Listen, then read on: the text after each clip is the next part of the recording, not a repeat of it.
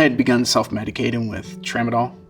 Being alone with a bottle is like the worst thing ever. That's probably the lowest low I was at. All you can see around you is the worst things in the world.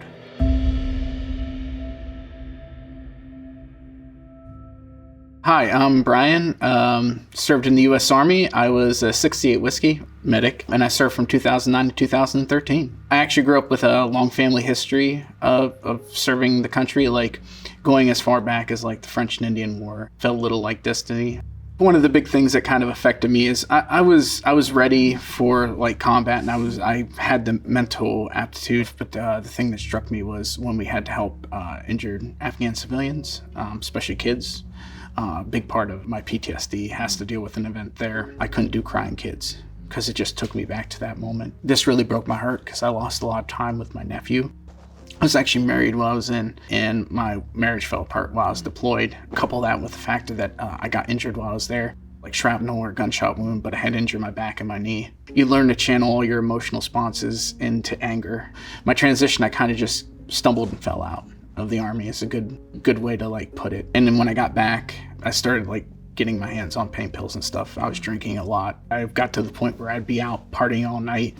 I should have gotten DUIs. I was like big risk taking on that part. Again, too, like using the pain pills and everything like that causes you to oversleep. I'd miss work.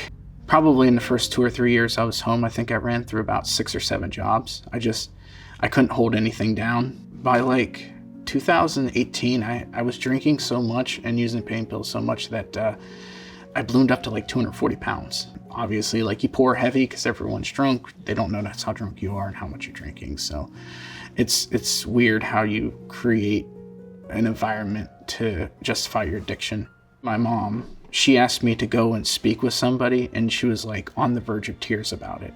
Actually, the first time I finally did cry after I left the Army was like the first time I sat down. What happened to me wasn't normal, and telling someone that wasn't a burden. That was my first session. There was a long way to go, but I finally felt like there was a light. My diagnosis is PTSD. My sobriety has positively affected me over time because I started realizing, when you're in addiction, you're medicating to avoid the bad things. But as your addiction grows, then you can only see the bad things. So you have an excuse to continue medicating. Instead of just like one moment of clarity, it's like walking out of this haze. The longer it goes, the more good you see in your life and how truly full that it is. But also going into counseling at the VA, there's a huge level of honesty required to get sober and maintain sobriety. So having people that you're accountable to, the value of it just multiplies over time. You get your tool set that helps you in the moment. And then as you develop that, then you get to work back to a point where you prevent the actual like acute instance. I have much better relationships with my family and friends. I get to spend a lot of time with my nieces and nephews. You're going to go hills and valleys, but as long as you're moving in the right direction, it's worth it. I think one of the beautiful things I've realized too in community is all people understand what you've done for them, and now they'd like an opportunity to do the same for you.